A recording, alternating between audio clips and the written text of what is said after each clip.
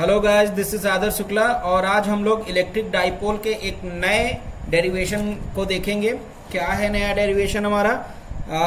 हमें आज डिस्कस करना है कि इलेक्ट्रिक डाइपोल पे जो फोर्स लगता है, ठीक है, बेसिकली जो फोर्स इलेक्ट्रिक डाइपोल में लगता है वो कितना लगता है और कैसे लगता है, ठीक है।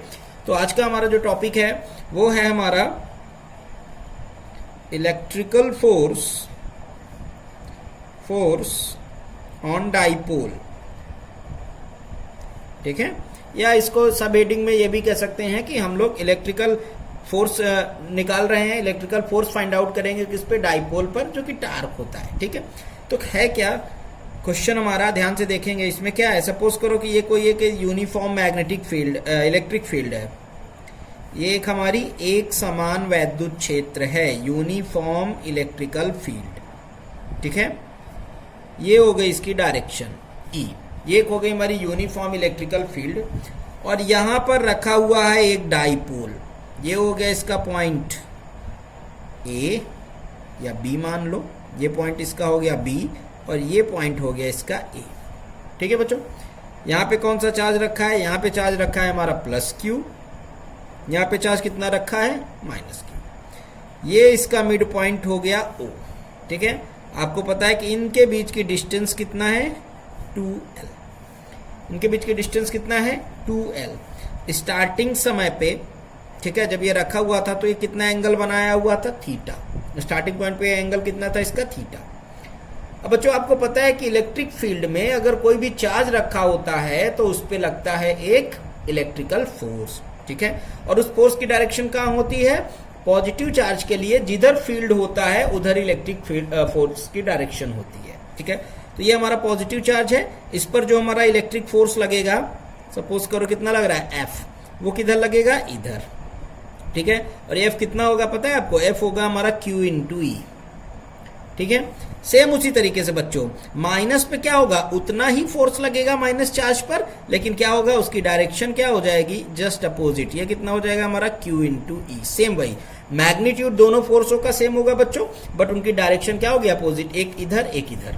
अब आप लोगों ने 11th में मैकेनिक्स में पढ़ा हुआ है कि अगर किसी भी एक कोई भी एक हमारा क्या हो, कोई भी एक हमारी रॉड हो, है ना, अगर उस पे क्या लग रहे हो? दो फोर्स लग रहे हो और जिनके मैग्नीट्यूड क्या हो? सेम हो और डायरेक्शन क्या हो? अपोजिट, ठीक है। If the two equally and opposite forces are lie at any rod then it is rotate at any fix axis, ठीक है। तो वो क्या करेगा? इस फिक्स पॉइंट O के चारों ओर बच्चों क्या होगा? रोटेट होना स्टार्ट हो जाएगा, है ना। ये फोर्स इसको इधर ले जाना चाहेगा, ये फोर्स इसको इधर ले जाना चाहेगा और ये रोटेट होकर कहां जाएगा? ये रोटेट होकर इस लाइन पर आकर के सिचुएटेड हो जाएगा। क्लियर है बच्चों?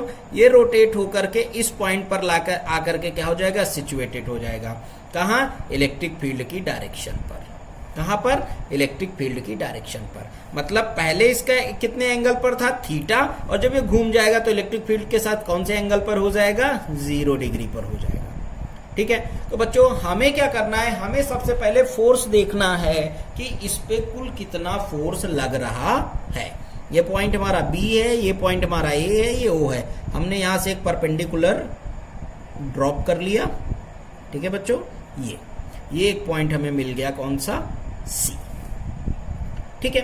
तो आप लोगों को पता है कि अगर किसी भी एक रॉड पर या कोई भी एक हमारी क्या हो, छड़ हो, उस पर दो फोर्स लग रहे हो और वो दोनों कैसे हो? अपोजिट हो, तो वो जो फोर्स होते हैं वो उसको क्या करते हैं? रोटेट करने का प्रयास करते हैं। वो उसको क्या करते हैं? घुमाते हैं। देखो ये भी इसको क्या करेगा? घुमाएगा, रोटेट करेगा इस वो पॉइंट के फिक्स पर।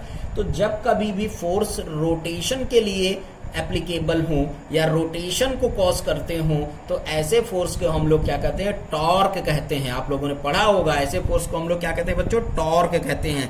मतलब यहाँ पे नॉर्मल फोर्स नहीं जनरेट होगा, यहाँ पे क्या हो जाएगा? एक टॉर्क जनरेट हो जाएगा। क्या जनरेट हो जाएगा बच्चों? टॉर्क। और टॉर्क क्या होता है? टॉर्क हमारा होता है फोर्स इनटू इनके बीच की परपेंडिकुलर डिस्टेंस। टॉर्क हमारा क्या होता है? टॉर्क होता है वो जो दोनों जो फोर्स लग रहे हैं, जो उनको रोटेट कर रहे हैं, उनमें से किसी एक का मैग्नीट्यूड, क्योंकि दोनों के मैग्नीट्यूड सेम है तो कोई भी एक मैग्नीट्यूड इनटू इनके बीच की क्या? Perpendicular distance. तो परपेंडिकुलर डिस्टेंस कैसे निकालेंगे बच्चों? ये हो गई इसकी एक्शन लाइन। ये हो गई इसकी एक्शन लाइन। तो इन दोनों एक्शन लाइन पर हम लोगों ने एक ऐसी लाइन खींची है जो दोनों पे क्या है, परपेंडिकुलर, तो इसी को कहते हैं बच्चों परपेंडिकुलर डिस्टेंस। मतलब अब इस पे जो टॉर्क लगेगा वो क्या होगा, torque is equal to force into perpendicular distance. लिख देता हूं मैं एक बार, ठीक है। मतलब टॉर्क इज इक्वल टू हमारा क्या हो जाएगा, फोर्स हमारा कितना लग रहा है बच्चों, F into perpendicular distance. Perpendicular distance अगर देखो तो कितना है बच्चों, BC। ये वाली हमारी क्या है, परपेंडिकुलर डिस्टेंस है, कितना है हमारी, BC। ठीक है। अब हम इस BC को निकाल लेते हैं इन ट्रायंगल, कौन सा ट्रायंगल हमारा, ABC, इन ट्रायंगल ABC।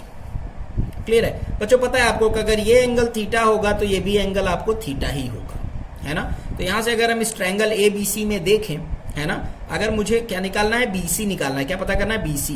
आपको पता है बच्चों ये क्या होगा, परपेंडिकुलर होगा, ये क्या होगा, परपेंडिकुलर, और ये होगा हाइपोटेनियस। हमें दो चीजें पता है, क्या पता है, परपेंडिकुलर निकालना है और पता क्या हमको, हाइपोटेनियस। मतलब उन तीनों trigonometric function sine cos tan में से वो फंक्शन हमें लेना होगा जिसमें क्या होता हो, परपेंडिकुलर हमें फाइंड आउट करना हो, लेकिन उसमें क्या दिया हो तुमको, हाइपोटेनियस दिया हुआ हो, कर्ण हमें दिया हुआ हो और लंब हमें निकालना हो। तो हम इन तीनों में क्या लगा, ट्रायंगल ABC में अगर हम साइन थीटा लें तो आपको पता है बच्चों sine theta is equal to क्या होता है, sine theta is equal to होता है परपेंडिकुलर अपॉन हाइपोटेनियस। तो परपेंडिकुलर इस एंगल में क्या है, परपेंडिकुलर इस ट्रायंगल में हमारा कौन सा है, BC, अपॉन हाइपोटेनियस कौन सा है, हाइपोटेनियस है हमारा AB।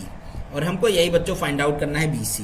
Then BC is equal to क्या मिल जाएगा, BC इज इक्वल टू मिल जाएगा हमको AB sine theta. BC is equal to क्या मिल जाएगा बच्चों, AB साइन थीटा। और अगर इस AB की वैल्यू देखो तो ये AB क्या है, इनकी डिस्टेंस, और मैंने बताया कितना होती है, 2L, आप जानते हो।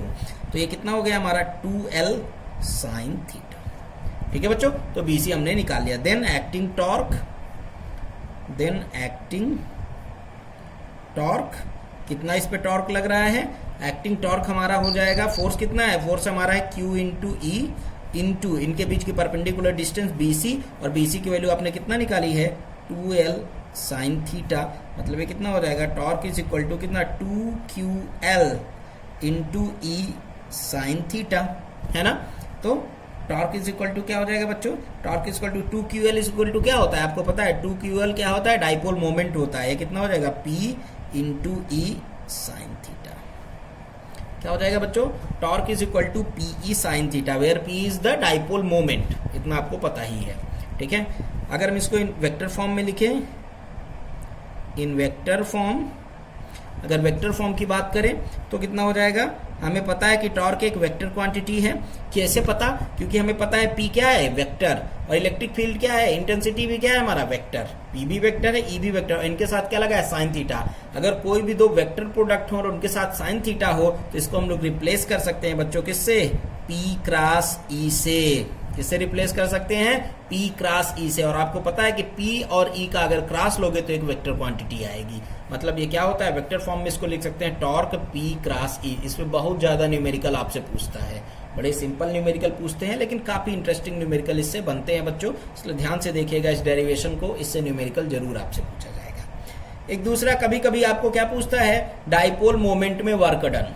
आपको क्या पूछता है कि डाइपोल में वर्क डन निकालो। ये एक हमारा क्या है, इलेक्ट्रिक फील्ड पे रखा हुआ डाइपोल है, और आपको पता है कि ये रोटेट करेगा, और जब रोटेट करेगा तो वर्क डन कैलकुलेट करने के लिए आता है। तो अगर हमें इसी के आगे वर्क डन निकालना हो तो उसका फॉर्मूला क्या होगा, ध्यान से देखो। अगर हम वर्क डन की बात करें तो वर्क डन क्या होगा बच्चों, ध्यान से देखो। वर्क डन होता है हमारा फोर्स इंटू डिस्प्लेसमेंट। अगर सिंपल मैकेनिक्स में बात करें तो work done is equal to क्या लिखते हो आप लोग, work done is equal to force into displacement. यहाँ पे क्या है, यहाँ फोर्स का काम कौन कर रहा है, यहाँ फोर्स का काम कर रहा है टॉर्क, और डिस्प्लेसमेंट कितना होगा, डिस्प्लेसमेंट इसका क्या है, एंगुलर डिस्प्लेसमेंट। यहाँ पे ये क्या कर रहा है, रोटेट कर रहा है ना बच्चों, ये तो क्या कर रहा है, रोटेट कर रहा है, रोटेशन दिखा रहा है, और रोटेशन दिखा रहा है तो यहाँ पे क्या होगा, एंगुलर डिस्प्लेसमेंट। डिस्प्लेसमेंट को किससे रिप्लेस कर देंगे, एंगुलर डिस्प्लेसमेंट। मतलब अगर इस पे हम वर्क डन निकालें W, तो W इज इक्वल टू हमारा क्या हो जाएगा, W इज इक्वल टू हो जाएगा हमारा टॉर्क इंटू एंगुलर डिस्प्लेसमेंट। याद रखना बच्चों, यही फॉर्मूला आपको हमेशा डाइपोल में कभी भी आपको वर्क डन निकालना है बच्चों तो यही फॉर्मूला यूज होगा, W is equal to torque into angular displacement. ठीक है, रख लो वैल्यू W। टॉर्क की वैल्यू कितना है, टॉर्क की वैल्यू अभी आपने निकाली है बच्चों, PE साइन थीटा। ठीक है, इंटू डी थीटा। हमने ये क्या स्मॉल वर्क डन निकाल रहे हैं बच्चों, ये हम लोग क्या निकाल रहे हैं, स्मॉल वर्क डन, एक छोटा सा डिस्प्लेसमेंट में वर्क डन। और अगर हमें नेट वर्क डन चाहिए, ये भी फॉर्मूला यूज है, कोई भी अगर एक छोटा सा एंगल दिया है वहां पे वर्क डन। लेकिन अगर आपको क्वेश्चन दिया जाए हम कहां से घुमा रहे हैं इसको, हम इसको थीटा से कहां घुमा रहे हैं बेटा, 0 डिग्री पर, ठीक है। हम इसको कहां से घुमा रहे हैं, थीटा से 0 डिग्री पर, यहां हमें वर्क डन निकालना है, देन वर्क डन चाहिए हमें। तो क्या करना पड़ेगा, इस डी डब्ल्यू का बच्चों क्या कर लेंगे, इंटीग्रेशन, मतलब W is equal to integration of d W. कहां से, अपर लिमिट इसकी क्या है बच्चों, 0 या थीटा, जो भी लिखना हो आपको, थीटा से 0 डिग्री तक, ठीक है। अपर लिमिट इसकी क्या हो जाएगी 0, और कहां, सॉरी थीटा लोअर लिमिट, और अपर लिमिट क्या होगी इसकी 0।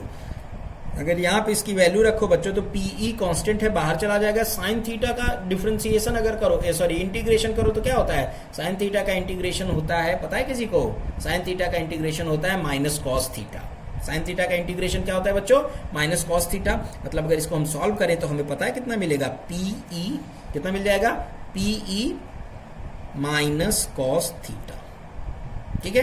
कितना मिल जाएगा, इसका इंटीग्रेशन कर देंगे, पीई माइनस कॉस थीटा, और लिमिट लगी हुई है थीटा से 0 तक। क्या कर लो, माइनस बाहर निकाल लो, यहाँ पे क्या आ गया बच्चों हमारा पीई, ठीक है।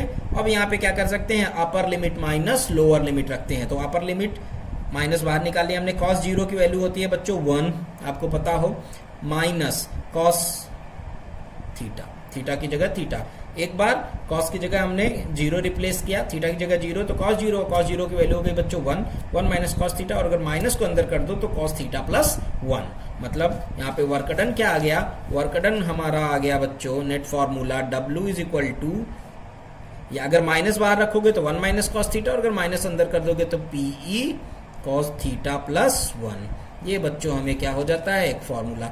हमेशा आप लोग क्या करोगे बच्चों, गलती क्या कर जाते हो आप लोग, गलती ये कर जाते हो कि एंगल हमेशा कहां से कहां पे रोटेशन पूछ रहा है, इसको हमेशा याद रखना, ये की पॉइंट है बच्चों, ये हमारा क्या है, की पॉइंट। इससे पूरी आपकी न्यूमेरिकल क्या हो जाती है, फॉल्ट हो जाती है। आपको अगर 0 से थीटा पूछ रहा है तो जस्ट अपोजिट फार्मूला आ जाता, और अगर ये थीटा से 0 पूछा है तो ऐसे, जैसे आपको दे दिया कोई भी एक फार्मूला दे दिया कि एक हमारा डाइपोल है जिसको हम लोग क्या कर रहे हैं, 180 डिग्री से 360 तक रोटेट कर रहे हैं, तो उस प्रोसेस में वर्क डन बताओ। तो आप लोग क्या करोगे, अपर लोअर लिमिट क्या रखोगे 360, अपर लिमिट क्या रखोगे, ठीक है।